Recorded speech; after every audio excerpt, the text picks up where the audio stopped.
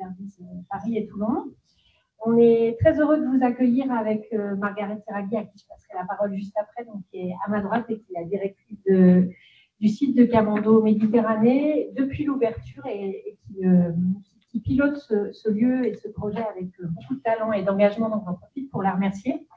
Donc, Camondo Méditerranée et Camondo plus largement, c'est une maison qui a 80 ans maintenant, qui est assez unique dans le paysage de l'enseignement supérieur et de la recherche, puisqu'en fait, on fait partie des arts décoratifs qui ont été créés au moment de l'exposition universelle.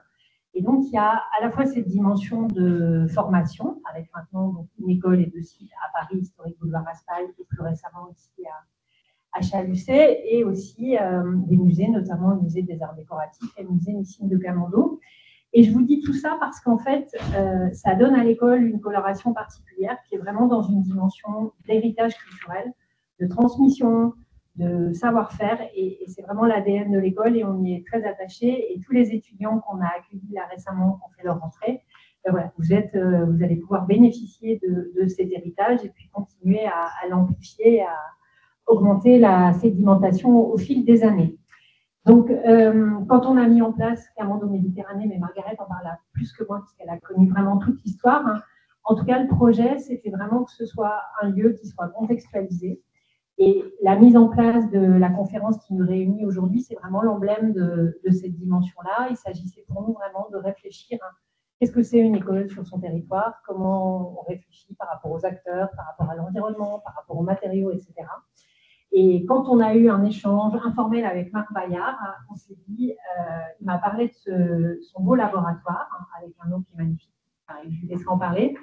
Et on s'est dit, mais ce serait vraiment chouette d'arriver à mettre en place ce projet. Donc, ça a commencé comme ça, avec cette idée, qui a été relayée par Margaret, qui l'a accueillie très favorablement, et que je remercie, ainsi que toute l'équipe, Jean-Yves, et aussi la partie technique. Et voilà, c'est grâce à ça que Marc a mis en place ce programme avec le comité scientifique. Donc, c'est un magnifique sujet. Moi, je trouve très, très beau l'idée que, finalement, du drame de l'incendie arrive à une forme de renaissance. Et donc, on est là pour parler des modalités de cette renaissance. Et puis, personnellement, je suis très touchée par le sujet parce que j'ai eu la chance de grandir dans la forêt du Don. Mon grand-père était forestier, on habitait à Graflou. Voilà, donc il y a une petite connotation personnelle et affective sur cette question. Margaret, c'est à toi. Merci Michel. Bienvenue à tous, étudiants et invités. Merci d'être là. Alors, effectivement, Marc développera évidemment plus extensivement sur le mobilier national et le projet de recherche, hein, sur les pratiques durables dans lesquelles on s'inscrit grâce à ce partenariat.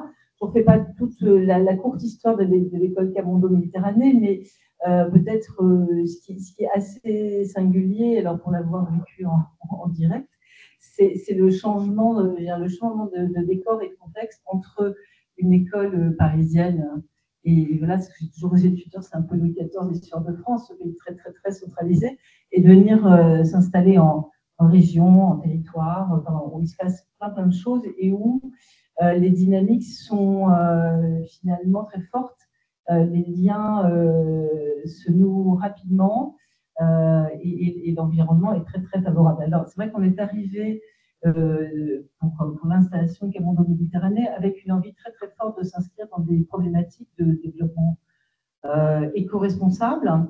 Et nos étudiants ont bénéficié depuis le démarrage de cours dédiés à ces thématiques-là. Donc ça, c'était vraiment un axe fort. Et j'ai tendance à dire aujourd'hui que nos étudiants, nos formations, nos métiers sont un peu dans un grand écart entre, d'un côté, alors là, c'est le lien au musée, au patrimoine, à l'héritage, le musée des arts décoratifs, hein, dont nous sommes une des entités. Donc le patrimoine, l'héritage d'un côté, je dirais de l'autre côté, l'intelligence artificielle. Maintenant, je dis plutôt que c'est un triangle, alors peut-être pas des Bermudes, mais avec le troisième pilier qui est le rapport au geste, à la main et à la matière.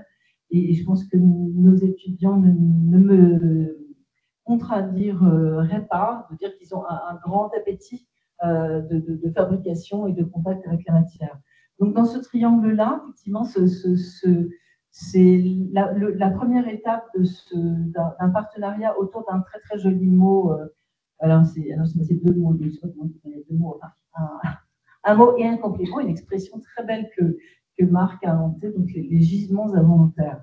Alors ça nous fait trop rêver. C'est des gisements, autant dire qu'on a besoin de matière, on a besoin d'énergie, mais ils sont involontaires. Donc toute je dirais l'agilité consiste à se dire, ok, il y a des gisements, on n'avait pas prévu qu'ils soient là, mais peut-être c'est intéressant qu'on les regarde et de voir ce qu'on peut faire avec. Évidemment, Marc en parlera plus juste après, mais l'idée là d'être dans ce projet avec nous, c'est de voir comment est-ce qu'on peut travailler sur ces questions-là avec les étudiants qui sont au cœur de toutes ces problématiques de présent et d'avenir, et de voir comment est-ce qu'on peut lancer ce cycle en sachant qu'on est là aujourd'hui sur le bois incendié, mais qu'on peut tout à fait imaginer le textile comme un gisement involontaire également. On verra ça dans les années à venir. Merci. Merci Michel, merci Margaret. Un mot très rapide pour vous situer un petit peu le contexte global des manufactures nationales et pourquoi l'organisation du bois incendié pensait la catastrophe. Alors, les manufactures nationales, c'est le regroupement depuis le 1er janvier 2025 du Mobilier National et de Sèvres, deux institutions qui sont pluriséculaires, l'une du XVIIe siècle et l'autre du XVIIIe siècle, donc qui en fait la première institution publique au monde, il n'y a pas d'équivalent, 600 personnes, plus de 450 artisans d'art, au service de la nation, au service du design des métiers d'art français et de leur rayonnement international. Donc on est très engagé sur le territoire, puisque nous sommes présents sur en plusieurs départements, et le souhait de Hervé Lemoine, le président de la Manufacture nationale, c'est que le Manufacture nationale soit vraiment au service de la nation. C'est pour ça qu'on se déploie, on essaye de déployer, hélas pas partout, mais au maximum, et on est déjà très présent à Toulon, notamment dans le cadre de la Design Parade, puisqu'il y a un prix Mobilier National qu'on remet depuis maintenant 4-5 ans, et l'envie d'aller plus loin. Alors, ce regroupement Manufacture nationale a vu la création d'une direction de la recherche et de l'innovation, que je dirige, avec en son sein la création d'un laboratoire des pratiques durables grâce au mécénat de la Fondation Bettencourt-Schuller.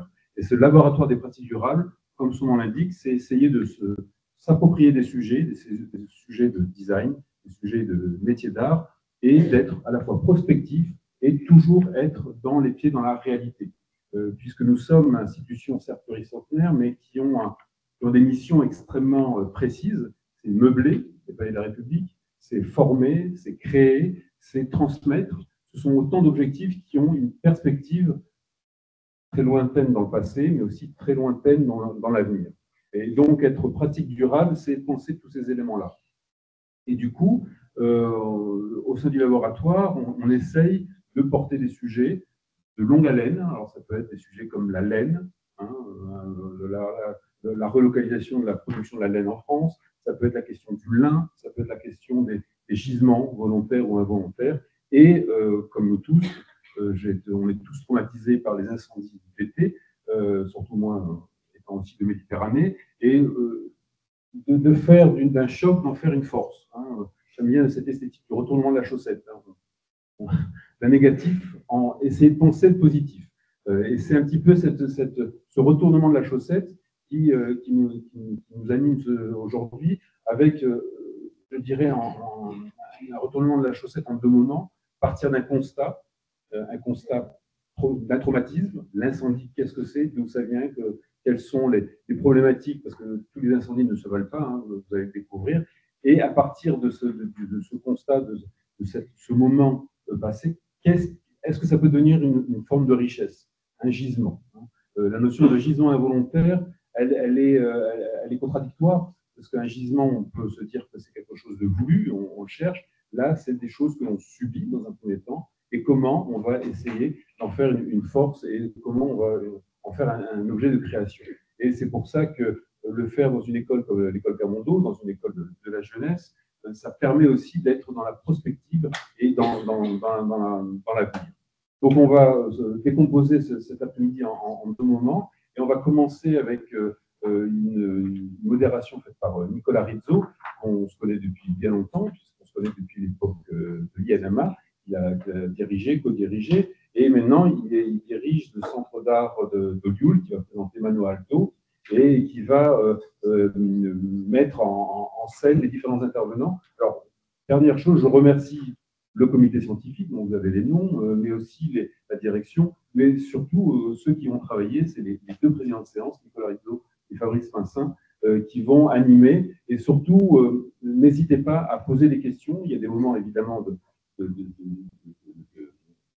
déclamatoires où chaque intervenant va intervenir, mais aussi poser des questions, être d'accord, ne pas être d'accord, ça fait partie du jeu, et d'amorcer un dialogue et de voir au bout qu'est-ce qui est, comment on peut déjà imaginer un certain nombre de choses pour que cette crise soit pensée avec un E et pensée avec un A. Merci beaucoup et très bonne rencontre. Je te laisse la parole, Nicolas.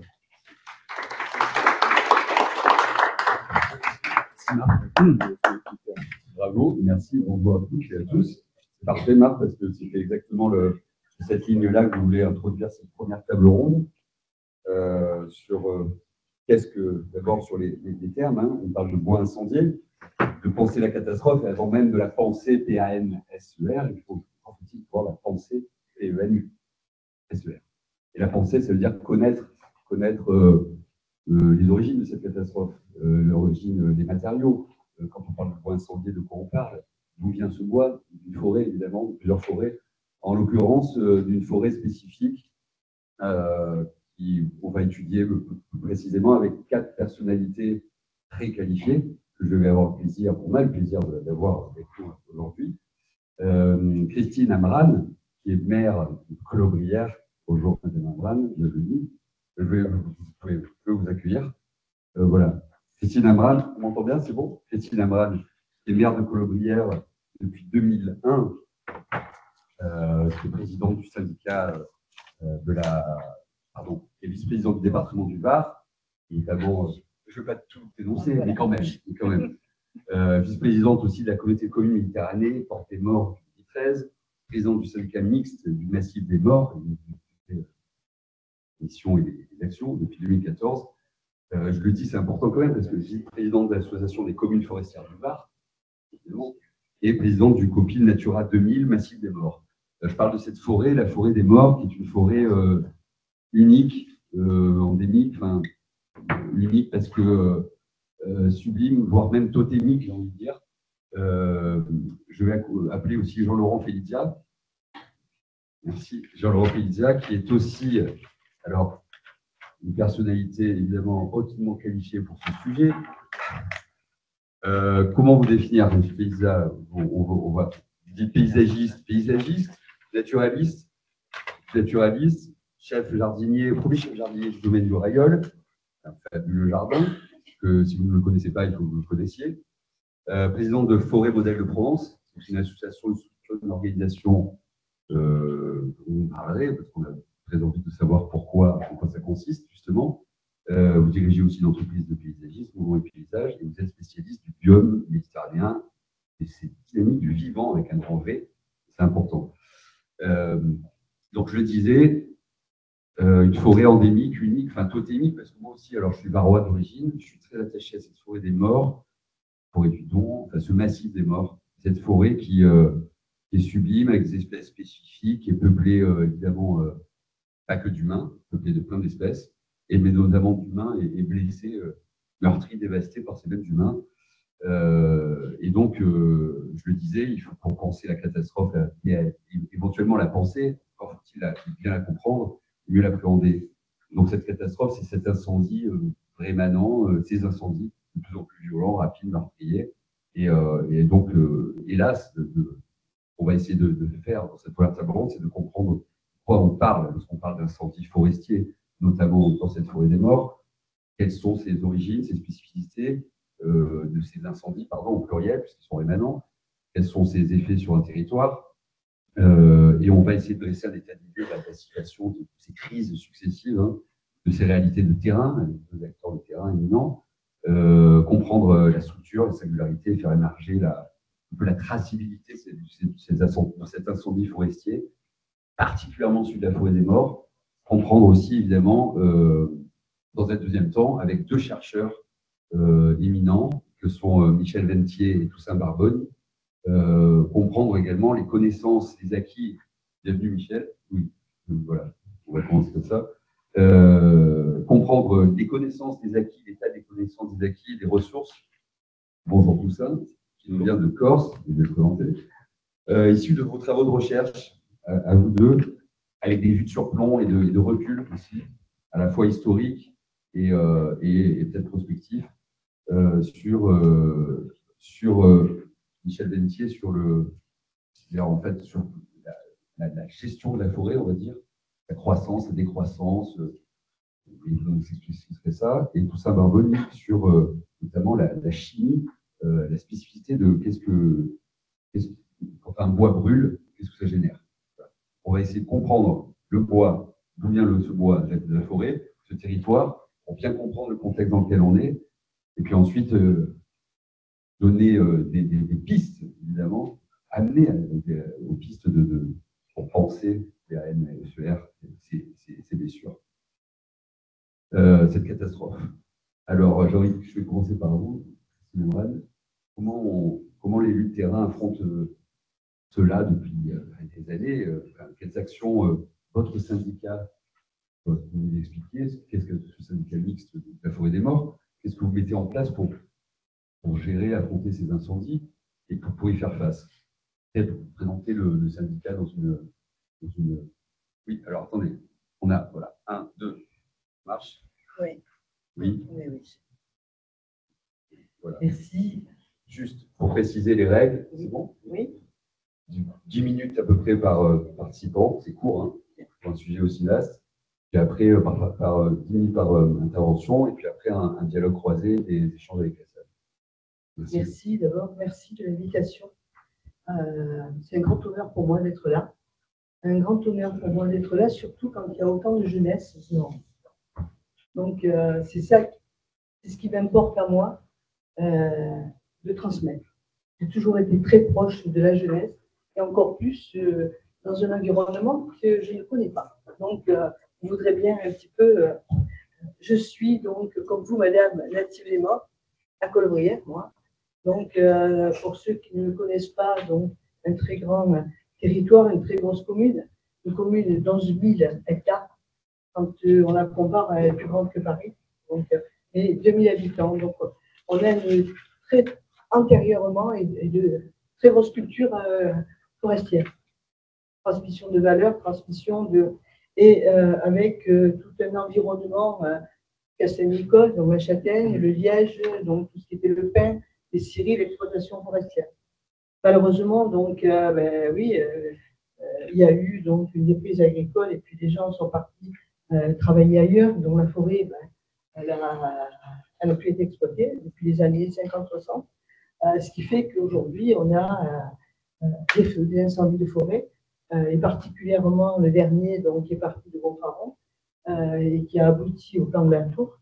Mais à côté de ça, il y a quand même sur le département du Var une culture forte de prévention incendie depuis bien 30 ans, ou si ce n'est pas 40 ans. Donc, c'est du département du Var qui est parti toutes les histoires, donc la mise en place de la défense des forêts contre les incendies, des pistes, tout ça, et un travail collaboratif avec les pompiers. Une surveillance qui, aujourd'hui, s'applique sur feu naissant, donc il y a un système incendie qui se met en place très rapidement, chose que n'ont pas vécu cet été l'Aude. Parce que arriver à brûler comme ça une grande partie du département, c'est bien catastrophique. Donc, ça, c'est l'histoire que nous avons. Alors, excusez-moi, oui. Il faut bien approcher le micro, parce que oui. Excusez-moi. Pour qu'on entende bien au fond de la salle, parce qu'on a une, pardon, on ne l'a pas précisé, mais cette séquence est captée, filmée, enregistrée aussi. Ah, oui, d'accord. Donc, il y a une petite pression supplémentaire. Donc, à côté de ça, il y a une forêt magnifique. Hein. Sur les Morts, il y a une réserve biologique intégrale de 4500 hectares qui se partage entre Colombrières, Bormes et Grémaux. Donc là-dedans, c'est propriété d'État. il y a une richesse phénoménale. Donc, cette richesse, elle est peu exploitée, mais bon, elle est préservée. Après, ben, on a sur les morts la réserve naturelle nationale de la Plaine des Morts, d'où est parti le feu. Donc, là aussi, une très, très belle richesse avec un inventaire. Et puis, quand on parle de Natura 2000, il y a tous les documents d'objectifs qui ont été validés par les communes. Donc, tout cet inventaire fait que le territoire léman est exceptionnel. Parce qu'il y a tout ça, parce qu'il y a plus de travail, en tant que massif des morts, donc on a enclenché une démarche en 2014 de porter une charte forestière de territoire qui se décline en actions. En action donc la première qui est mise en place, donc c'est le pastoralisme, hein, donc sur toutes les pistes des FCI, la coordination entre les acteurs sur le territoire, qui permet à des bergers de venir entretenir les pistes de défense des forêts contre les incendies. Quand il y a de l'herbe qui pousse, c'est le mouton donc, qui va nettoyer la tondeuse animale. Donc on aimerait bien qu'il y en ait un peu plus, mais quand il y a des grosses périodes de sécheresse, les moutons n'ont plus rien à manger. Et il y a donc toute une démarche qui a été menée par le syndicat des producteurs de châtaignes du Var, avec un plan de réhabilitation des suborées, des châtaigneraies, avec des actions qui sont portées fortement par le syndicat, par la SL Suborée Varoise, pour avoir des résultats d'exploitation des arbres, des châtaigniers, dont certains ont vu la révolution, ont vu et pour ceux qui connaissent le territoire des morts colorières, quand vous arrivez sous le plateau Lambert, vous avez une immense racine de châtaignier, immense.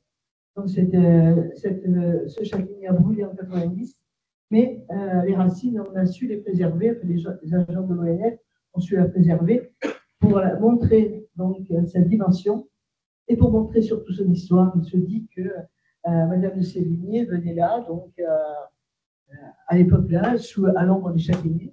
On l'a préservé, mais à côté de ça, on a travaillé sur une restauration des châtaigneraies avec un soutien donc, des acteurs, le département, l'État et la région. On est arrivé à mettre en place ces actions-là. Maintenant, parce que vous m'avez dit 10 minutes, c'est ça bon. Voilà. Maintenant, on met en place donc, un plan de réhabilitation des suborées. Alors, autant la châtaignerie, il y a entre 3 et 4 000 hectares sur le territoire des Morts, ça se sur la gare Frénier, les Maillons, Delpharon, Pignon et Colombière. Donc, pour ceux qui ne savent pas, les 3 derniers dimanches d'octobre, il y a les fêtes de châtaigne à Colombière. Je vous invite à y venir. Les Pâques à Colombière, à Gonfaron. Voilà. Donc, et après, nous avons, nous, syndicats, alors, dans le syndicat mixte des communes du Massif des Morts, organisé des journées techniques et économiques du Liège qui vont arriver le 2 et 3 octobre. Sincèrement, c'est un peu pour ça que je suis là. Parce que. Mais oui, il faut promouvoir les actions voilà. que vous mettez en place. Oui, voilà. C'est un peu pour ça que je suis là, mais c'est aussi surtout grâce à Jean-Baptiste Séléqué, qui est à l'initiative donc de ce bois brûlé et de savoir qu'est-ce qu'on va en faire, parce que c'est Jean-Baptiste qui m'a proposé de faire ces panneaux. J'espère que tu auras l'occasion d'en parler, Jean-Baptiste, parce que je trouve que de ce qui s'est passé à Gonfaron en 2021, le 16 août 2021, penser la forêt par de la communication, j'ai trouvé ça exceptionnel, génial. Donc, ce qui va se passer, on a mis du temps parce que l'administration est compliquée. Donc, on a mis du temps, mais on va avoir des panneaux en bois brûlé, du bois qui a été récupéré sur les morts et qui va servir de communication sur les communes environnantes, sur les communes qui ont le massif des morts, et particulièrement la première, c'est Gonfaron.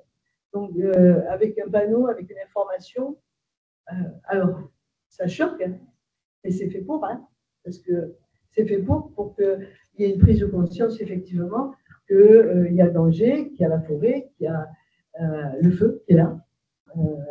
Voilà, donc ça, c'est ce qu'on va mettre en place. Et particulièrement, j'y tiens énormément, c'est tout le travail dans le cadre des journées techniques et économiques du Liège, de la relance de la subrée. Alors, on expliquera ce qu'est une subrée. Je ne sais pas si c'est connu pour... Est-ce que nos jeunes gens, et même moins jeunes, connaissent, savent ce que ça veut dire, ce que ça recouvre? Oui, moi je laisserai parler les spécialistes. Voilà, ils sont là. Merci, merci Madame Membrane. Voilà. Oui, mais on est un peu... J'ai aussi ce mauvais rôle d'être monsieur non, pas du tout. Loyal ou monsieur loyal. Voilà.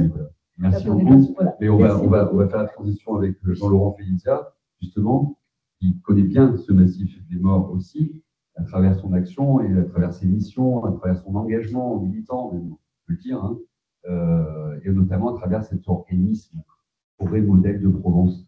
J'aimerais que vous en parliez.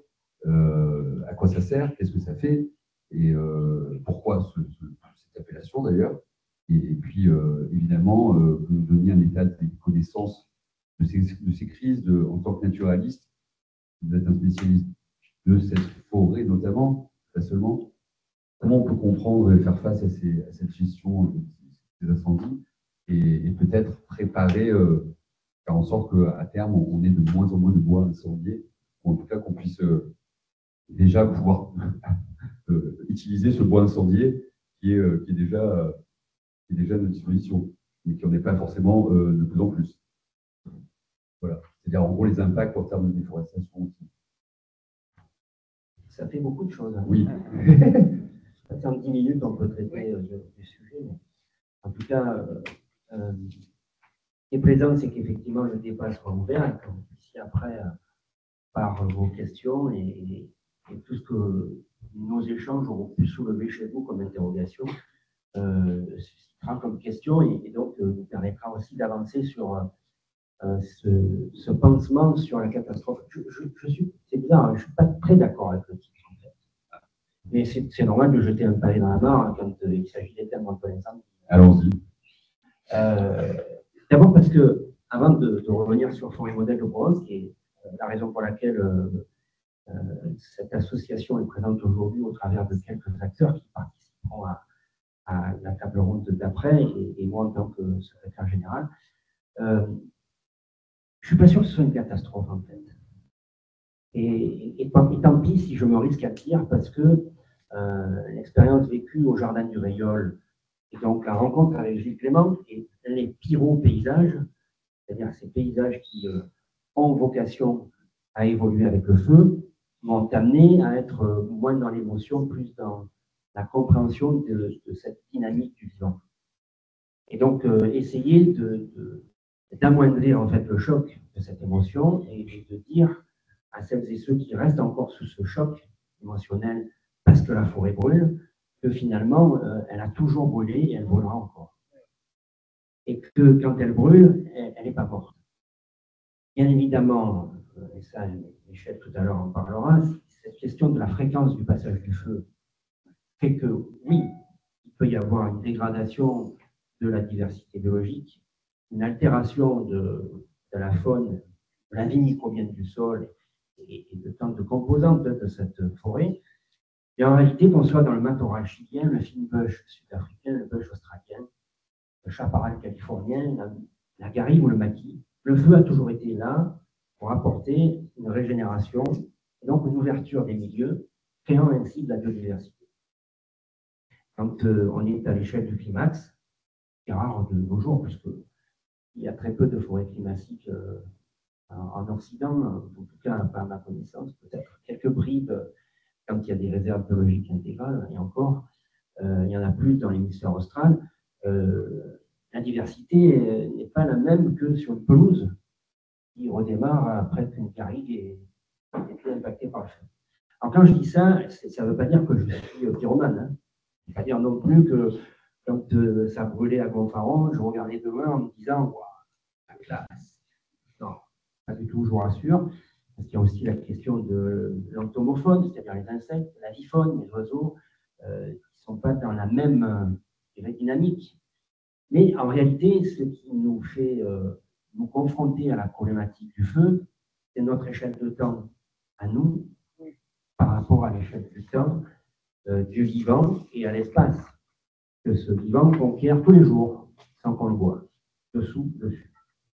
Et donc, effectivement, à Forêt Modèle de Provence, pour y venir, nous sommes une association qui appartient à un réseau de Forêt Modèle dans le monde entier, avec une action qui soit à la fois locale, européenne, internationale, facilitatrice de projets, cette association qui à la fois valorise l'arbre, le bois, la forêt, et c'est au travers des entreprises, des collectivités, des associations qui composent justement ce grand concert forestier, de promouvoir tantôt des filières qui s'étaient endormies parce que le brassage, l'industrialisation, la concurrence internationale, je pense notamment au liège, mais de temps en temps aussi remet au goût du jour, car les copains corses l'ont déjà fait, l'arbousier, le myrte, le lentisque, ils l'ont fait d'ailleurs avec brio, au point que quand on va en Corse, on ne peut pas repartir sans une bouteille de myrte, sans un pot de confiture, en fait, gelé plutôt d'arbousier.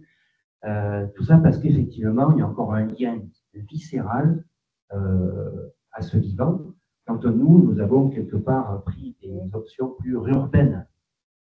On est plutôt aujourd'hui dans une sorte de catalogue du passé où c'était bien avant, mais on n'est pas capable forcément de mettre la vitesse d'après pour dire, et si on tentait finalement, pour devenir tellement locavore qu'on le voudrait, de manger ce qui se fait autour de ce qui peut effectivement être une forme de ressource alimentaire, sans être dans la souveraineté, hein, bien sûr, mais en tout cas, de savoir mettre en avant tout ce qui, dans ce maquis, est mort, parce que la garrigue appartient à des socles calcaires, pour celles et ceux qui ne sauraient pas.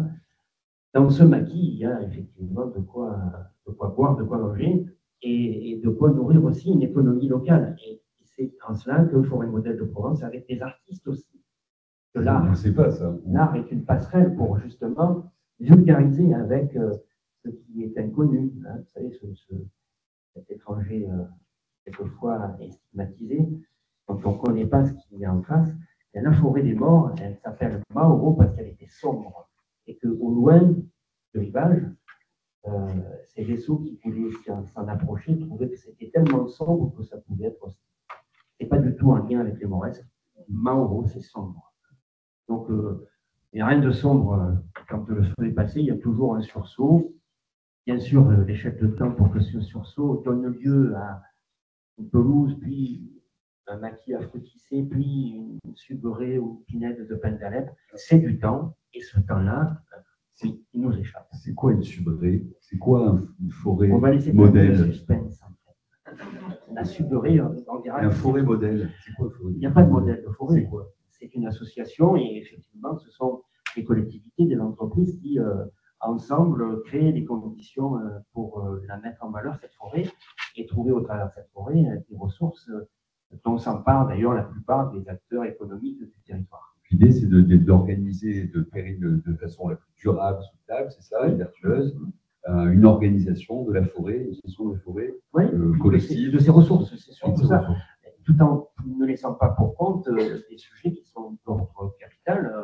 Nous avons aujourd'hui au sein de Forêt Modèle une jeune femme qui va s'emparer du sujet de la transition climatique et de ses effets, de ses impacts sur les écosystèmes, qu'ils soient à la brousse littorale jusqu'à la châtaigneraie ou à la suberée, dont on saura tout à l'heure ce que ça veut dire. Voilà, Forêt Modèle, c'est ça, mais et c'est ambitieux à ce titre-là, non pas par idéologie, mais aussi par souci de pragmatisme, pour faire que ces territoires vivent durablement. Il faut aussi une utopie, une forme d'utopie, oui, avec un projet, des moyens, un schéma, et de la pédagogie. Parce que, effectivement, vous, les jeunes qui êtes là aujourd'hui, peut-être que chez chacun d'entre vous, j'aurais dû commencer par là, vous aviez une image de la forêt, et que chacun et chacune d'entre vous n'ont pas la même image de la forêt. Et ça, c'est important que vous puissiez conserver, au travers d'un premier souvenir de forêt, ce que veut dire forêt pour vous en votre fort intérieur. Parce qu'on n'a pas tous le même regard et la même appréhension d'une forêt. Vous faites dessiner une forêt à des enfants de moyenne section, et vous verrez qu'ils ne dessinent pas les mêmes forêts tous. Merci. Ben justement, on va y venir à cette forêt. C'est-à-dire dans la forêt, au plus près du terrain et de l'arbre. Oui, alors Michel Vennetier a voilà, prévu quelques slides, quelques visuels pour illustrer son propos. Merci Laurent Pulta, merci Simon Rann. Michel Vennetier, pardon, oui, vous êtes ingénieur eau et forêt, chercheur vous avez été chercheur dans différents centres de recherche. Peut-être me pousser parce que je suis gêné. Vous êtes spécialiste de l'écologie, de l'écologie, de la santé, de la croissance et du dépérissement, de la gestion des forêts, c'est ça? C'est vous derrière qui allez pu voir. Bon, oui, ça va aller. Je vous gêne? Et vous allez nous expliquer, Michel, en fait, comment comprendre et mieux appréhender, distinguer ces changements climatiques, cette forêt, ces origines. Vous disiez en 2017 que si on dépasse 2 ou 3 feux en 50 ans sur une même zone, l'écosystème peut s'effondrer. Voilà, c'est ça. Alors, en fait, je vais essayer de balayer, déjà, pour que les gens qui ne suivent pas ça de près puissent se rendre compte de ce que c'est que le changement climatique. Alors, on dit toujours, vous savez, plus de 2 degrés, 3 degrés, etc. Et en fait, le changement, ce n'est pas juste des moyennes sur le long terme, c'est surtout, depuis quelques temps, des accidents climatiques, c'est-à-dire un climat qui est plus variable, plus violent, avec beaucoup d'extrêmes, que ce soit au niveau des canicules, des gels, des tempêtes, des déluges. Dans le Var, vous avez connu un déluge, 128 mm en 1 heure. C'est la deuxième plus forte pluie jamais enregistrée sur le territoire français métropolitain depuis qu'il y a des données météo. Et ça s'est passé ici dans le Var, dans la forêt des Morts, il y a très peu de temps. Alors la température, juste un schéma, vous voyez où on en est actuellement. On a très largement dépassé le monde médiéval. Et quand on entend les politiques nous parler de rester en dessous de 2 ou 2,5 degrés, et si dans la zone méditerranéenne, on y est déjà. On ne peut pas rêver, au rythme où ça augmente. Dans notre région, on est plutôt sur la trajectoire plus 4 à 5 degrés. Vous imaginez ce que ça peut faire. Démonstration pour la Provence. Je vois que c'est un peu déformé par la forme de l'écran, mais ce n'est pas grave. Donc, vous voyez que sur les 7 dernières années, il y a les 6 années les plus chaudes que j'avais enregistrées, et que sur les 10 dernières années, il y a 8 des plus sèches jamais enregistrées. Donc, il n'y a pas photo, le réchauffement, ça va très, très, très vite. Et les températures minimales de ces dernières décennies sont très au-dessus des maximales qu'il y avait avant 1960. Les pluies maintenant. Alors, vous voyez, les pluies en Provence, donc j'ai fait une moyenne sur 5 ans parce que quand c'est la variabilité annuelle est très forte. Et vous voyez qu'on a des cycles de pluie avec un cycle à très long terme. Ce cycle à très long terme, l'explication probable, c'est l'activité solaire. On ne peut pas faire le schéma de l'activité solaire, mais en gros, les moyennes du soleil, elles suivent des cycles et la pluie suit ce cycle. Ensuite, on a un cycle de 20 à 22 ans, et ce cycle de 20 à 22 ans, lui, il est lié probablement aussi à l'inversion des pôles du soleil à chaque cycle de 11 ans. Vous savez, on a ce cycle solaire de l'intensité. Et donc, chaque fois qu'on change d'orientation de pôle du soleil, ça a un impact très fort. Et puis, il y a un troisième cycle. Alors, par contre, ça, on ne sait toujours pas à quoi il correspond, mais il est très stable. En fait, les deux cycles de 21 et de 8,5 ans sont stables en fait depuis la fin du XVIIIe siècle. Donc, il n'y a aucune raison pour que les cycles stables depuis plus de 200 ans s'arrêtent. Et donc, si on projette les cycles actuels avec la tendance à long terme qui est liée à l'activité solaire moyenne sur le long terme, eh bien, vous voyez qu'il faut s'attendre à encore des très fortes sécheresses dans les prochaines années et que sur les prochaines plusieurs dizaines d'années, on ne va de toute façon pas aller vers du temps plus humide. Très probablement. Alors, dans notre région, vous voyez le déficit en eau dans le sol.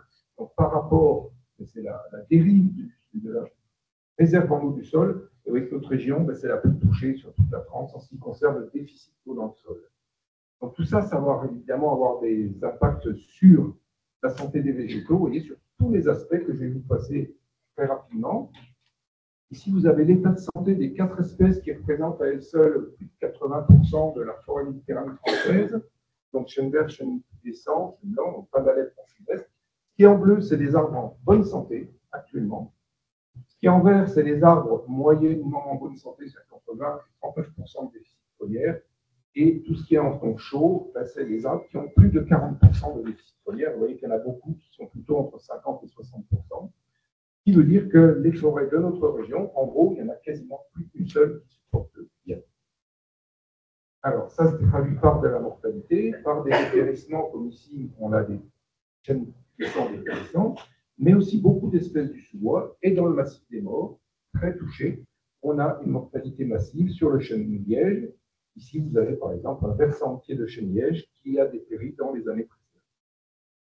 Mais il n'y a pas que les forêts, il y a aussi les garrigues qui dépérissent, parce que même les plantes les plus résistantes à la sécheresse, ben, leur capacité de résistance sur le long du littoral est dépassée par le changement. Et à l'échelle de la planète, eh bien, on a augmenté de pratiquement multiplié par 5 les dépérissements de forêts dans tous les écosystèmes de la planète sur les dernières 25 années. Des forêts tropicales humides jusqu'aux forêts boréales, des forêts humides, des forêts sèches tempérées, tout dépérit. Ici, un coup de chaud et sec, par exemple, aux États-Unis, 12 millions d'hectares qui ont dépéri en 2 ans. Ici, au Canada, 15 millions d'hectares qui sont morts à cause d'attaques d'insectes et de maladies. 15 millions d'hectares, c'est quasiment comme si on avait rasé toutes les forêts de France d'un seul tenant. Voilà pour la santé et le dépérissement. La productivité à travers 2 espèces caractéristiques de notre région, le pin d'Alep. Vous voyez qu'il a bien profité de l'augmentation du changement climatique parce que c'est un pur méditerranéen, et donc l'augmentation de la durée de saison de végétation, même que depuis une vingtaine d'années, ça s'effondre. Et le pin sylvestre, qui, comme le chêne pubescent, est une espèce qui est au sud de son aire, mais ils ont souffert déjà pendant le XXe siècle, et ce dépérissement, cette baisse de productivité s'accélère. Ah, bon, là, c'est là. Malheureusement, je ne comprends pas pourquoi c'est arrivé. Enfin, bon, voilà, vous avez en vert foncé, vous avez les aires de forte productivité dans l'ouest de la Provence, et dans les tons chauds, de faible productivité. Et là, on se projette à la fin du siècle avec 2,5 degrés seulement, quasiment on y est déjà. Et vous voyez que les aires de forte productivité, celles du Pacifique, ont disparu, et que les aires de faible productivité ont gagné une grande partie du territoire. Et si on avait projeté ça sur le massif des Maures, eh bien, on aurait quasiment du jaune partout, du rouge partout. Ça se traduit aussi par la reproduction. Donc, les arbres se reproduisent moins de fois, tous les arbres, tous les arbustes, les herbacées. Il y a une disparition des pollinisateurs qui, du coup, ne pollinisent les plantes qui se reproduisent peu. Comme elles font peu de fleurs, ça ne nourrit pas les pollinisateurs, etc. Donc, il y a beaucoup de... Oui. Donc, vous voyez, il y a une espèce de cercle vicieux entre le manque de pollinisateurs, mais aussi le manque de disperseurs, puisque comme il y a moins de fleurs, il y a moins de graines, il y a moins de fruits, donc ceux qui disséminent les fruits disparaissent aussi, ils meurent de faim. Donc il y a une forte disparition, par exemple, des oiseaux, comme les grilles et autres, qui disséminent les fruits parce qu'ils n'ont plus suffisamment à manger. La phénologie, c'est le cycle de vie des plantes. Donc ici, vous avez 2 exemples caractéristiques des désordres qui s'installent. Début février en 2012, les pins en pleine floraison mâle, alors que normalement, ça devrait se produire au mois d'avril. Derrière, le blanc, c'est de la neige, gros coup de froid, et toutes ces pousses sont mortes, elles ont été grillées par le gel. Et vous avez des chênes en pleine floraison au mois de décembre, parce qu'ils avaient souffert de la sécheresse l'été, il faisait très chaud en automne, donc cassé le printemps, ils ont fleuri, toutes leurs fleurs ont été détruites en automne. Donc, des dégâts de gel, vous voyez, et paradoxalement, plus il fait chaud, et plus il y a de dégâts de gel, puisque les arbres ne se mettent plus en résistance et en dormance pendant l'hiver. Les incendies, on en a parlé, des feux plus fréquents, plus violents, plus précoces, plus destructeurs, et des risques de méga-feux dans la Méditerranée. Et chez nous, ça c'est un phénomène qui s'est observé dans tous les peuplements méditerranéens de la planète. On a eu une multiplication des surfaces de feu qui, dans certaines régions, ont atteint des feux qui sont 10 fois plus grands que ce qu'il y avait précédemment. Et les 2 principales menaces, ce n'est pas l'incendie en tant que tel, on a bien dit qu'il était naturel, c'est ses répétitions, et les sécheresses qu'il y en a toujours eu, mais elles sont de plus en plus nombreuses. On a eu plus d'années très sèches sur les 20 dernières années qu'il y en a eu dans tout le siècle précédent. Et cette combinaison, répétition des feux, répétition des sécheresses, c'est ce qu'il y a de plus néfaste. L'impact d'une sécheresse est d'autant plus fort qu'il y a eu plus de feux dans l'écosystème avant, et l'impact d'un feu est d'autant plus fort qu'il y a des sécheresses répétées avant ou pendant les incendies. Bien sûr, ça va jouer sur la biodiversité.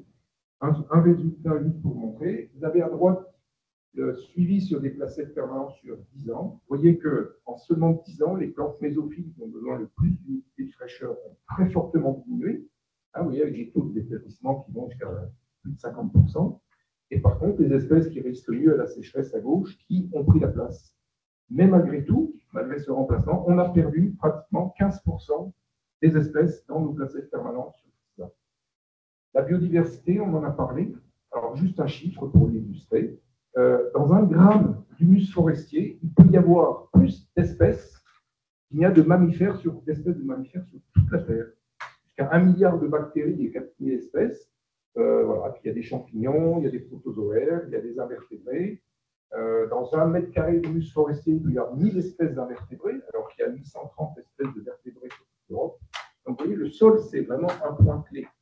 Et ça va se traduire en fertilité des sols, parce que ce qui fait la fertilité d'un sol, c'est l'activité de ce sol et la diversité des organismes qui travaillent. Il y a la faune principale, les gros vers et les gros insectes qui vont faire la macroporosité qui permet aux insectes. La mésofaune qui va faire les petites canalisations dans tous les sens qui vont permettre à l'eau de diffuser dans tout le sol. Et vous avez la microfaune qui va créer la microporosité, c'est celle qui va permettre de stocker l'eau dans le sol.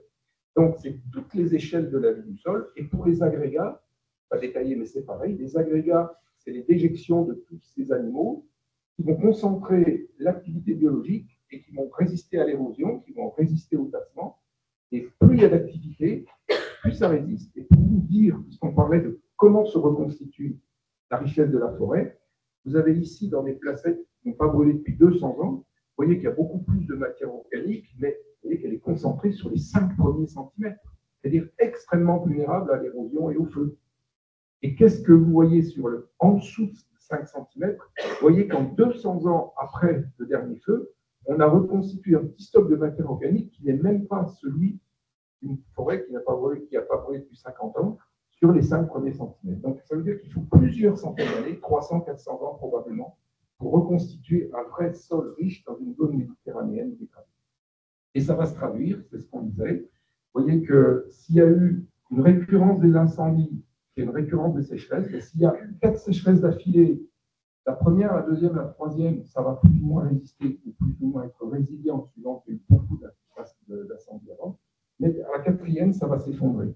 De la même façon, si vous avez des sécheresses répétées, et si vous avez des inversées récurrentes des sécheresses avec des récurrences du feu, et là c'est pareil, au 4e feu en 50 ans, le système va, quand il dit s'effondrer, c'est s'effondrer au point qu'il faudra 400 ou 500 ans pour reconstituer la fertilité du sol.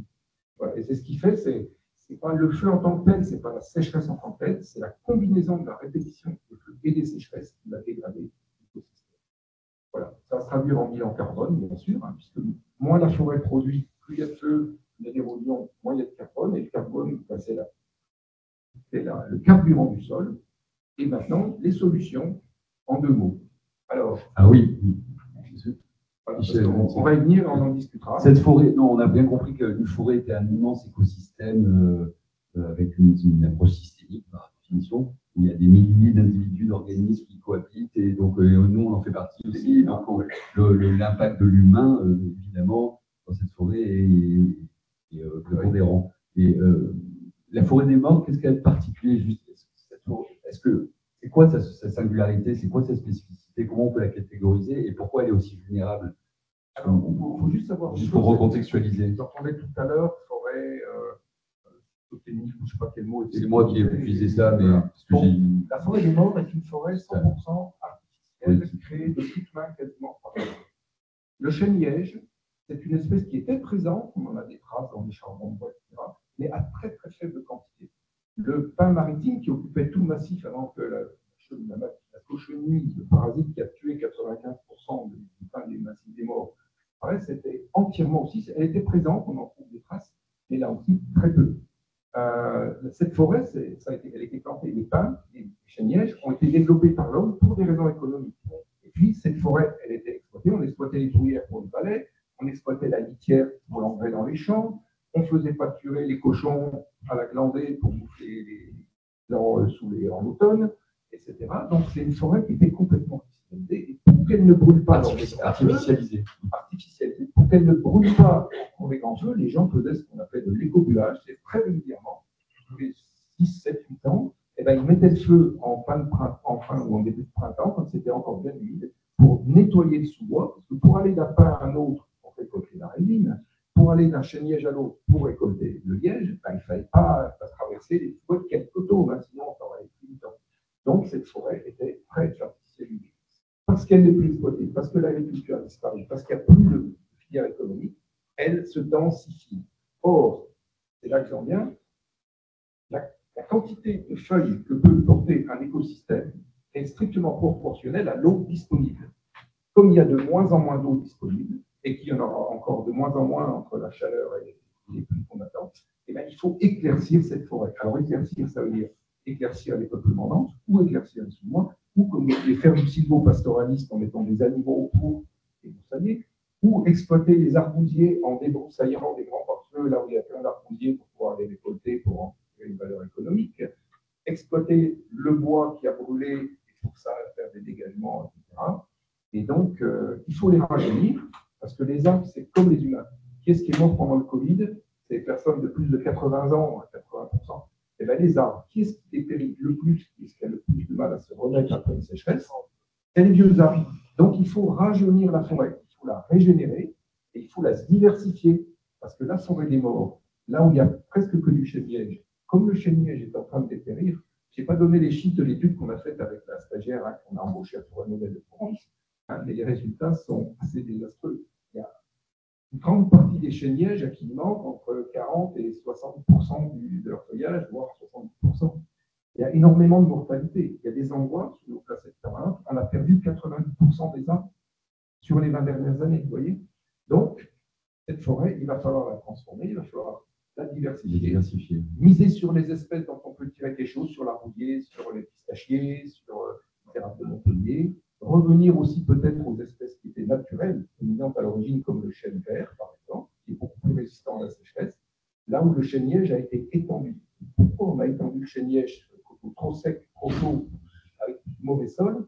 C'est parce qu'il était à l'abri des pins. Et qu'à l'abri des pins, il avait son parasol l'été, qui fait qu'il n'avait pas trop chaud. Maintenant que les pins ont disparu, il est comme nous, il prend un coup de soleil, s'il reste du soleil l'été, et donc il dépérit à cause de ça. Voilà. Merci. Et donc, c'était pour vous donner des exemples. Voilà. Vous voyez, les peuplements clairs en vert ont beaucoup mieux résisté aux dernières sécheresses que les peuplements denses. Juste. Vous avez les arbres vieux en rouge. Vous voyez la révolution de la productivité par rapport aux arbres d'âge moyen en vert et des arbres jeunes en bleu. Voilà. Et tout ça, on peut passer là-dessus. Dernier point, éclaircir la forêt. Et ça, c'est primordial parce que derrière, il y a le côté économique. Ça économise l'eau. La diapo précédente, elle montre qu'en éclaircissant les forêts. Donc, éclaircir la forêt, c'est quoi exactement? Ça va donner aux sources et aux rivières. C'est diminuer sa densité. Diminuer sa densité de feuillage. Donc, ça peut être éclaircir les grands arbres, ça peut être éclaircir le sous-bois, ça peut être éclaircir au sol en faisant du pâturage ou une combinaison de tout ça.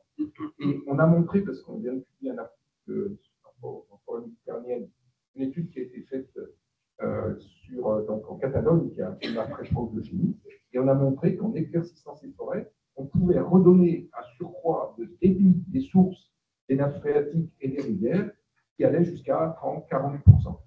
Donc ça, c'est très important. Voilà. Et puis je vous laisse méditer. C'est un humoriste espagnol qui a traduit son propos. Et voilà, ça traduit un petit peu l'esprit de beaucoup de personnes. Bulletin météo. Les prévisions à long terme font état d'un fort réchauffement climatique, de feux catastrophiques et de la fin calamiteuse de notre société. La semaine prochaine s'annonce douce et ensoleillée. Profitez-en bien. À la prochaine. Oui, on voit du coup, merci Michel Ventier.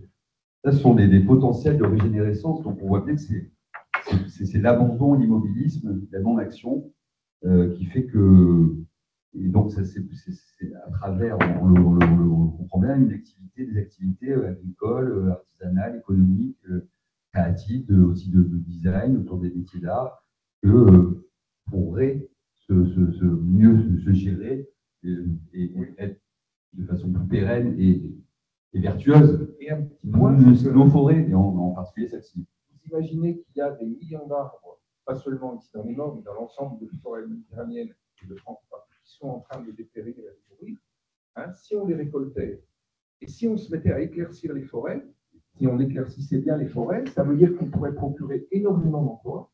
On pourrait utiliser ces bois plutôt que d'attendre qu'ils soient morts, quand ils sont encore vivants, pour faire des maisons au saturbois, pour faire de la bois énergie, quand c'est des petits bois de diamètre, etc. Et donc, il y a une énorme ressource potentielle à exploiter, Économique et sociale, parce que ça créerait beaucoup d'emplois dans les milieux ruraux où on en manque. Et tout ça, ça permettrait donc à la fois de limiter le risque d'incendie, limiter les dépérissements, créer de la valeur économique.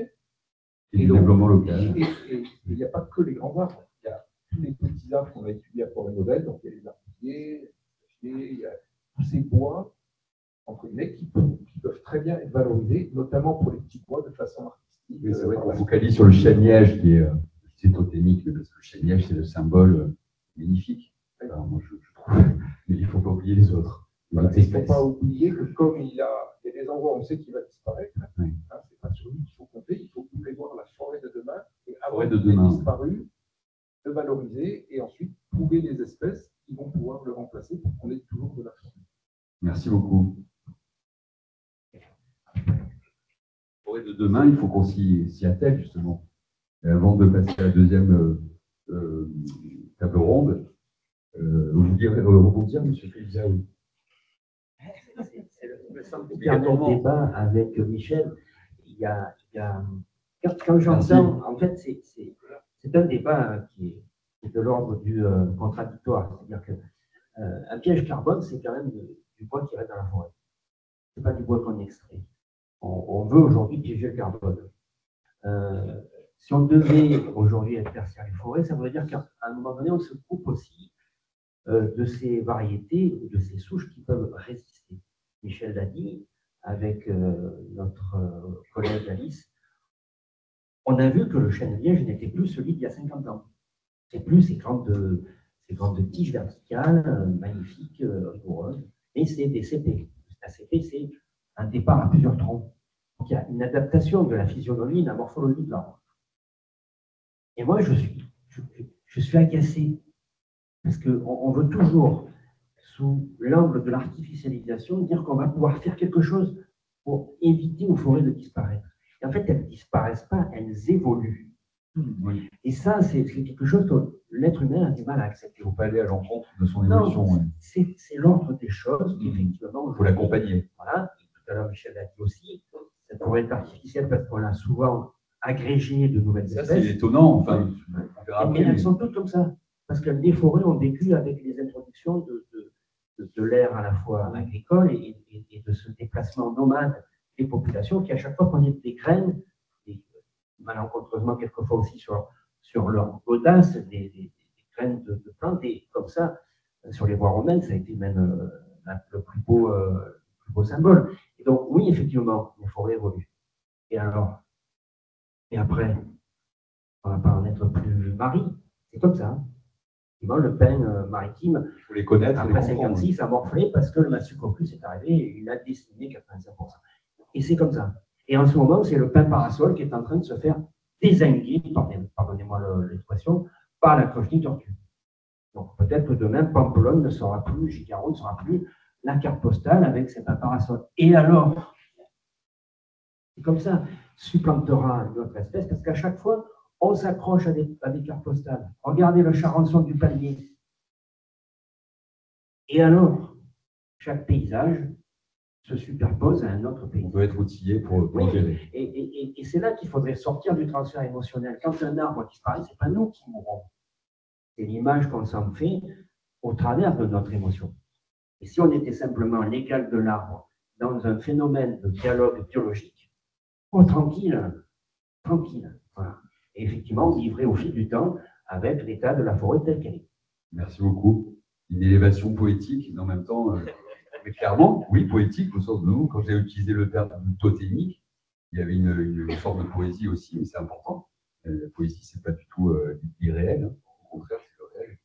Et merci à vous tous. Alors, je n'ai pas oublié, on va prolonger de la Provence à la Corse, d'une forêt à une autre, d'un maquis à un autre, avec Toussaint Barboni, qui est chercheur universitaire, maître de conférence à l'Université de Corse, Corte, et dont les travaux se situent autour essentiellement du développement d'outils d'aide à la décision, justement, à la décision, à la compréhension, au pilotage, pour mettre en place des politiques publiques dans le cadre de la prévention, de la lutte contre les incendies de forêt, mais aussi avec une spécificité sur la caractérisation chimique des produits issus de la combustion, des combustibles forestiers. Vous avez bien compris qu'il y avait plusieurs combustibles, et puis de ces analyses, en fait, de ces constitutions, c'est quoi un bois incendié, il y a des polluants, il y a des gaz, et puis aussi avec une approche, c'est ça qui est intéressant, et on nous en fait part, à partir de votre regard et de connaissances, tout ça, de la filière bois corse que vous accompagnez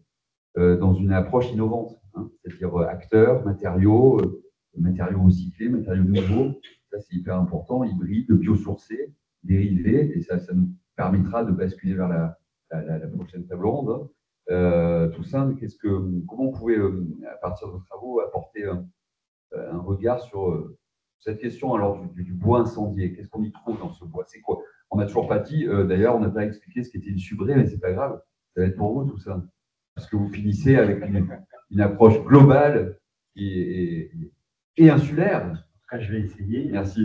D'abord, merci pour l'invitation. Vraiment, le matériau bois, c'est quelque chose qui peut nous toucher. L'incendie aussi. Alors, bien parler dans le micro. Parler dans le micro, ça va être dur. Et merci. En tout cas, j'étais sensible, Madame la maire, à ce que vous avez dit. Ça m'a fait penser à la Corse, tout simplement, avec peut-être pour nous un siècle de retard au niveau de la subrée. Donc, tu lièges qu'on a en Corse, qu'on utilise pour les bouchons. Et aussi du fait que, alors la Corse, c'est 2 tiers de son territoire, c'est de la végétation et de la forêt. Alors plutôt une forêt chez nous plutôt en bonne santé.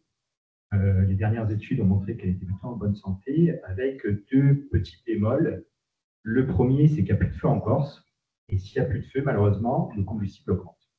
Et donc on retrouve de plus en plus de combustible, ce qui fait qu'il y a un risque incendie qui est plus accru du fait qu'il y a beaucoup plus de combustible et potentiellement des feux de plus forte intensité. Alors, on n'ira pas jusqu'au méga-feu pour la Corse, puisque le territoire est petit. Et le deuxième bémol, c'est que cette augmentation du combustible est aussi liée à l'abandon des terres agricoles. Donc, une augmentation à peu près de 350 000 hectares de végétation en 150 ans, tout simplement parce qu'on a abandonné notre agriculture. Qu'est-ce qu'un feu de forêt, finalement? Un feu de forêt, c'est environ 350 millions d'hectares qui brûlent chaque année. Si on regarde aujourd'hui, alors je ne vais pas regarder, mais si on doit regarder, il y a à peu près 100 à 150 000 feux dans le monde qui brûlent. Si on regarde aujourd'hui, il doit y avoir 100 à 150 000 feux dans le monde, parce qu'en Afrique, ça brûle tout le temps. Dans une même séquence, en même temps? En même temps, oui, dans le monde. C'est énorme. Ouais, c'est énorme. Donc, le monde brûle tous les jours. Voilà. Et ce qui a un impact, puisqu'on peut en dire 2 mots, ça émet beaucoup de gaz à effet de serre, mais pas que. Ça émet, alors on estime à peu près à 10% de CO2 lié au feu de forêt, et ça émet aussi des quantités de gaz irritants, ça émet des quantités de COV, et dans les COV, on va retrouver des CNR. Alors, ça sera justement une conséquence sur l'utilisation du bois brûlé, qu'est-ce qu'on peut en faire. Les CNR, c'est des composés cancérogènes, métagènes, reprotoxiques. Donc, ça veut dire que c'est des molécules qui sont susceptibles d'amener soit un cancer, soit mutagène. Par exemple, si je dois prendre le bois ici, qui est certainement pas du bon bois, puisqu'il a été peut-être mis en poudre et recollé avec une colle, ça émet du formaldéhyde. Le formaldéhyde est un produit qui est cancérogène. Donc, on respire tous ici un produit qui est cancérogène. Et ça émet aussi des particules, ce qu'on appelle des aérosols. Et ces aérosols, on en a plusieurs. Alors, le plus connu, c'est la suie. Le noir, les pompiers, quand ils se mouchent, quand il y a un feu, vous voyez du noir, c'est la suie. Et on retrouve aussi des goudrons, qui est un aérosol un peu plus visqueux. Là aussi, on retrouve des composés qui sont hautement toxiques, comme les HAP, les hydrocarbures aromatiques polycycliques. Donc, la question du bois qui va brûler en forêt, c'est quoi un bois qui brûle? Qu'est-ce qu'on en fait? Alors, il a une certaine toxicité, puisque après le feu, il va continuer à émettre ses polluants. Et après, une fois que le feu, les pompiers ont éteint l'incendie, viennent les forestiers pour faire un état des lieux, pour savoir quel bois on va jeter. ou en tout cas peut-être amené au bois énergie. Quel bois on va sortir, parce que potentiellement il peut tomber. Donc il y a tout ça à prendre en considération, plus cette notion un petit peu de toxicité du bois incendié. Qu'est-ce qu'on en fait? Comment on le manipule? Le designer, peut-être quand il va le poncer, il va remettre en suspension des particules. Est-ce qu'on va le mettre cette utilisation en extérieur? Là, ça peut aller. Si c'est en mobilier intérieur, là, ça peut poser des questions, c'est un peu polluant, etc. etc. Ouais, c'est capital. Capital pour exploiter une matière dans quelle que soit cette direction, mais, a fortiori dans une recherche-développement, dans la production d'objets ou d'usages. Alors, effectivement, on n'a pas parlé peut-être du bois du Japon qui était brûlé. Le bois du Japon, c'est une technique qui permet de brûler. Vous connaissez ça? Vous avez dû entendre documenter là-dessus, puisqu'on a quand même des étudiants en architecture d'intérieur, futurs designers et architectes d'intérieur. Et donc, c'est une technique qui permet de brûler. Alors, le bois est composé essentiellement, on va dire, de cellulose, holocellulose et lignine. Lignine, ce qui fait le ciment un peu du bois. Et quand on brûle comme ça, avec un chalumeau ou d'autres techniques, on brûle en surface, on brûle la cellulose et on charbonise le bois. Et charboniser le bois, ça a un effet, on va dire, protection contre l'incendie. D'ailleurs, les peintures intumescentes permettent de protéger le bois en faisant du charbon. D'ailleurs, on en a développé une à l'Université de Corse. Alors, j'en dis deux mots parce qu'on l'a utilisé à partir du liège. Oui, il faut en profiter pour en parler pour l'Université de Corse. Oui, un petit peu. Voilà. Oui. Que tu connais bien, puisque tu es venu. Donc, à partir du liège, on a su extraire quelques molécules et en faire une peinture intumescente qui permet de protéger comme ça les maisons en bois, puisqu'on parle beaucoup de bois de construction. Le petit bémol aussi de la forêt chez nous, c'est ce qu'on appelle la qualité du bois pour le bois de construction. Le fait qu'on a abandonné notre territoire, abandonné nos forêts, les bois sont dits de mauvaise qualité. Alors, je ne parle pas en tant que forestier, puisque c'est les forestiers qui le disent. Il y a d'autres techniques, finalement, qui pourraient être utilisées que le bois de construction, le bois lamellé-collé, etc., qui permettraient d'utiliser du bois dit de mauvaise qualité pour en faire du bois de construction. Aujourd'hui, en tout cas à l'Université de Corse, ce qu'on pense, c'est que pour développer la filière bois qui est inexistante, qui a eu un passif, je citerai la Fortesse dans les années 40, dans le Fumeau, que tu connais bien, Nicolas, qui a permis à la communauté, à la commune dont je suis né, et où je suis aussi un petit peu élu, a permis d'amener l'électricité, a permis d'amener un cinéma, une église. Donc on voit que la valorisation du bois peut développer une économie qui est colossale. Aujourd'hui, le bois de construction, je pense qu'encore c'est un peu difficile, donc on essaye d'innover. Alors comment innover? En créant peut-être des nouveaux matériaux, des matériaux soit biosourcés, soit des matériaux hybrides. On a essayé de développer un matériau à base de liège, toujours, dans lequel on a incorporé des déchets plastiques. Alors, dire mettre du plastique dans du bois, c'est pas très sympa. Et finalement, on peut l'utiliser, comme ça existe déjà, en bardage terrasse, bardage maison, etc., etc. Voilà. Donc, on essaye d'innover et de valoriser l'espace. Et ça, c'est important quand on a des forêts. Et entretenir l'espace de nos forêts pour amener de la valeur et de la valeur ajoutée. Génial. Comment ça se fait, ça se met en œuvre concrètement, ces innovations, ces travaux de recherche, développement sur des matériaux hybrides? Sur les matériaux hybrides. Où et comment? Avec qui, en fait? Oui, alors avec qui on travaille essentiellement avec le CRPF, donc l'homologue ONF du côté forêt privée, qui vient récolter le liège avec une association qui s'appelle Silvacop en Corse. Puisque vous savez, en gros, le liège est de bonne qualité, on appelle ça le liège femelle, c'est-à-dire que la première et la deuxième levée du liège, généralement, on ne sait pas trop quoi en faire, on la jette, et puis vient la possibilité de faire du bouchon. Alors, la levée du liège. La levée du liège. C'est un rapport avec la subrée? Oui, toujours un rapport avec la subrée. Et du coup, ce liège. Savoir si vous suivez là. Est-ce que ça va? Bon, ouais, c'est un peu dur là, on a pas mal enchaîné. La levée du premier liège, généralement, elle était économiquement faible, voire il fallait mettre de l'argent. Donc, on a essayé d'innover en valorisant, alors potentiellement en termes d'isolant, puisque le liège a plusieurs qualités. Il est isolant, il permet d'isoler le chaud, mais aussi le froid. Et donc, on a essayé de faire un nouveau isolant et un nouveau matériau hybride à partir de plastique avec nos collègues de l'école des Militaires. Merci. Bon, c'est intéressant de voir justement, bon, c'est dommage qu'on n'ait pas d'image, mais peut-être qu'on peut avoir, vous pouvez vous faire des images mentalement. Est-ce que vous voulez réagir sur ces différents aspects? Qu'est-ce que ça vous inspire? Qu'est-ce que ça vous dit là? Vas-y, alors, Nicolas, hop, un micro. Nicolas Plazanet, directeur de Forêt Modèle Provence. Oui, bonjour. Donc, juste une petite question rapide, mais pour cette isolant qui a été mise en place en R&D, en fait, dans le cadre universitaire, est-ce qu'il y a eu ensuite un développement économique qui a été assuré ou pas encore, ou du moins des premiers bases de contact? Aussi, j'ai vu qu'en Corse, il y a un projet de relance industrielle avec Liège Serra Liège et Philippe Rivière. Est-ce que vous êtes en lien aussi? Donc, il y a deux questions du coup. Il y a deux questions donc, sur cette relance industrielle et sur du coup l'avenir de votre recherche. Du coup, Monsieur Serre ou la famille Serre, on connaît bien. Du coup, pas vraiment en lien. Le deuxième point sur la partie R&D, on a breveté la peinture incandescente. Il y a un brevet français et européen qui a été déposé. C'est toujours pareil avec les brevets, hein, c'est-à-dire qu'on les dépose, ça s'achète ou pas. Est-ce qu'il y a un industriel derrière ou pas? Ça, c'est encore autre chose. En tout cas, on aimerait la donner clairement. Localement, ce n'est pas possible parce qu'il n'y a pas d'industrie de peinture en Corse. Il y en a dans le sud de la France, on ne va pas les citer. Mais potentiellement, la peinture est brevetée. L'isolant, c'est assez simple finalement. Puisque ce qu'on a fait, c'est qu'on l'a broyé à partir du liège mâle, on l'a broyé, on a essayé de voir quelle était sa capacité thermique. Alors, il n'est pas du tout aggloméré, c'est-à-dire potentiellement, ça se fait déjà. C'est-à-dire l'isolant extérieur est déjà sur le marché, en quelque sorte. Intérieur-extérieur, effectivement. Non, là, c'est simplement des granulés.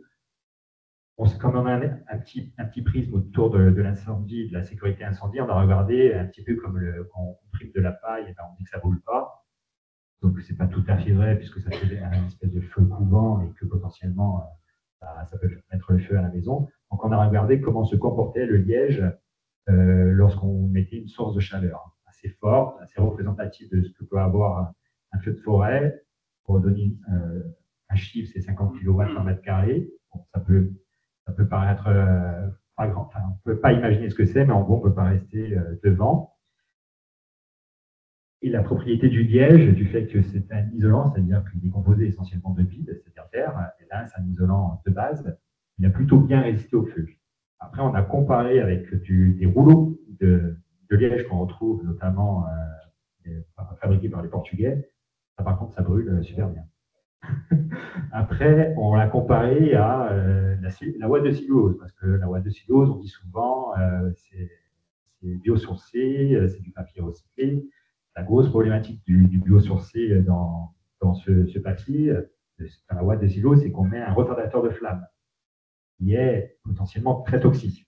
Et donc, plus ça aime pas l'eau, quand ça aime pas l'eau, ça émet de l'ammoniac. Donc voilà, donc en termes de matériaux, le liège a toutes les bonnes propriétés pour qu'on l'utilise dans la construction, quoi. Et je m'étais dit à l'époque, à tort, qu'avec la RE 2020, ça allait exploser. La nouvelle réglementation thermique dans les maisons, que ça allait exploser, pas du tout. Et du coup, on avait développé aussi un béton allégé. Donc, on avait mis un béton avec du liège à l'intérieur, qui avait les propriétés mécaniques du béton, une propriété thermique un peu meilleure. Et, bon, voilà. C'est long. C'est vraiment étonnant. Surtout une meilleure densité. Oui. Moi, je voudrais dire, pour que ça explose, il faut qu'on produise. Et là, on produit pas grand-chose en France au niveau de l'isolation en Liège. Voilà. Mais je voudrais dire, chers collègues, je vous donne ça, et je vous attends pour derrière le 2 et le 3. Parce qu'il y a les journées techniques économiques, et c'est ce qu'il faut. Donc, ce qui est intéressant, c'est ce partage que nous pouvons tous mener ensemble, collectivement, pour travailler sur un projet. Oui, le liège est tellement un matériau vertueux, naturel, plein de vertus, qu'on travaille, qu'on en fait des journées professionnelles, des journées professionnelles et publiques. Et voilà. Et c'est les prochaines, le 2 et 3 octobre. L'innovation est tellement importante là. Ah, complètement. Pour relancer une filière. Ça aurait lieu où? À Colombière. À Colombière, voilà. Ben oui, un peu le chef-lieu, oui, c'est ça. Je vais faire un peu d'humour. Hein, ouais. donc, en dialectant, on nous appelle la petite Corse. Oui, il y a un voilà. côté. Donc, ben oui, c'est ce qu'on. Oui. Quand on va à Colo, quand on monte à Colo, on dit on va en Corse. On prend le maquis. Voilà. Oui, il est moins 10. Ah, oui. Oui, d'accord. Oui, monsieur. Est-ce qu'on a des réactions dans le public? Vous avez une voix qui porte? Oui, mais il faut. Malgré tout, il faut. Attendez, pour l'enregistrement des débats, des échanges. Une question qui revient souvent dès qu'on utilise le liège ou qu'on essaie de le proposer à des architectes ou à des designers intérieurs et autres, c'est la classification du liège expansé, on va dire le plus bête, celui qui est expansé, qui sert à l'isolation des façades par l'extérieur. Il est classifié M4. Cette classification est due à quoi? Parce que j'utilise ce liège-là et je le brûle et je m'aperçois qu'effectivement, il ne brûle pas. Ce qui brûle, ça va être des résidus, des poussières infimes, mais une fois passée cette petite flamèche, rien ne se passe. Donc, la classification M4, c'est-à-dire qu'on classifie le liège comme le polystyrène, est complètement en défaveur de la croissance économique, de la vente et de l'utilisation de ce liège. Par extension, le liège français, mais si le liège expansé continuer encore par la suite. Et effectivement, c'est le pas qui blesse dès qu'on veut introduire ce matériau dans des. Vous êtes monsieur, vous êtes. Je suis monsieur Paraponari Serve, le designer de liège et artiste de temps en temps. Très bien. Depuis 40 ans. Merci. Oui. On peut juste répondre rapidement. La résistance aux matériaux, la résistance au feu des matériaux. Donc, il y a tout un tas de tests qui sont réalisés. Le test à la petite flamme, le test de production fumée, etc., qui fait qu'ils sont classés, alors soit à classe française, soit les Euroclasses. Alors, pourquoi il est classé? Tous les bois, il me semble, sont classés 4. Peut-être il y en a un qui est 3, c'est peut-être un des pins. Le bois est classé plutôt comme inflammable, le liège est classé comme plutôt inflammable, effectivement. Comment faire pour permettre de retrouver une certaine réactivité? Alors, généralement, on rajoute des additifs chimiques qu'on appelle retardateurs de flamme. On en retrouve malheureusement partout. Alors, je dis malheureusement parce que souvent, c'est des produits qui sont toxiques. Alors, on en retrouve dans les habits, on en retrouve dans les matériaux, matériaux de surface, etc., etc. Donc, il faut rajouter des éléments, des additifs retardateurs de flamme pour espérer remonter les classes. Même là, même les bois qui sont traités, autoclaves, sont classe 3, je crois, ou pas au-delà. Donc, ça reste des matériaux inflammables. Pour autant, excusez-moi d'insister, mais pour autant, si on tire une peinture à base de liège pour qu'elle ait une qualité, une certaine mobilité, pourquoi le liège, lui, ne l'est pas? Parce qu'il brûle. Il y a toujours les deux notions entre le temps d'ignition, le fait que potentiellement ça peut mettre le feu à côté, et la quantité de fumée qui est mise. Donc l'ensemble de ces paramètres fait le classement des Euroclasses ou des classes françaises. Bon, merci. Tout ça, merci, c'est précis. Oui, notre question. Ça nous reste quelques minutes avant de faire une petite pause. C'est pas un très bel endroit. Ce n'est pas vraiment une question. Je suis président de la coopérative, la seule coopérative qui s'appelle Provence Forêt. Vous êtes en PACA, Philippe Bregliano. Bonjour. Et il se trouve que Sylvacorp, ce n'est pas une association, c'est une coopérative. C'est une coopérative. Voilà, je voulais juste. Non, parce que c'est des législations différentes. Oui, et effectivement, ce qui explique aussi pourquoi il travaille avec le CRPF, parce que c'est la forêt privée coopérative. Juste un petit commentaire. Voilà, c'est que les services publics, notre coopérative a été créée en 1997 par justement le directeur d'une coopérative, M. Gay, à l'époque, de la DRAF et de la région, le même qui a créé Forêt Modèle, M. Vauzel. Parce que Jean-Laurent, vous l'avez présenté comme le président de Forêt Modèle, moi j'en suis le trésorier, c'est qu'en fait, c'est le président de la région qui est président. Nous, on est, Jean-Laurent, on n'est que le secrétaire général. Oui, Voilà, et le locataire. oui, c'est Voilà. une émanation de Voilà. la C'est juste, non, mais non, mais c'est bien de le rappeler. Parce qu'on parle de politique voilà. publique, c'est bien de Et donc, voyer l'historique, la genèse. et la coopérative, je ne sais pas si ma coop, parce qu'elle a changé, c'est souvent plus compliqué, mais guère plus simple chez nous, en Corse, c'est que les services publics, les pouvoirs publics sollicitent la création de structures privées, coopératives, c'est privé, pour faire du service public.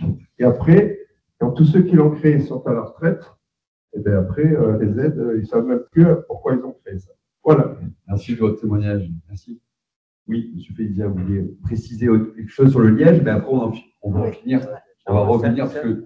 Sans déballer quelque chose que ce soit, quercus en latin, vous savez que le latin, c'est le langage universel. Les quercus, ce sont des chênes. Le nôtre ici, c'est quercus super. Donc la suberée, c'est la forêt de chêne-liège. Merci. Et attention de ne pas piétronner les autres plantes qui peuvent aussi porter du liège. L'orme, de temps en temps, se dote de liège. Le figuier de Barbarie, quand il vieillit, il a une écorce supplémentaire qui est du liège. Le Beaucarnéa, qui est une sorte d'agave monumentale qui pousse au Mexique et au Guatemala, a un pied d'éléphant pourvu de liège. Donc le liège, c'est pas que le chêne, hein, Madame la maire. Désolé de vous dire que la capitale, de temps en temps, il faut la partager avec Pour la décentraliser. Voilà. Donc ce liège, c'est quoi? C'est une écorce secondaire qui vient protéger la plante, qui est un tampon thermique contre la sécheresse, le déficit ou le stress. Merci beaucoup. Passionnant. Merci. Est-ce qu'il y a encore une question? Puis après, on va passer à la deuxième table ronde. Autour de cette question, bien ou mal pensée. Merci à vous quatre. Merci.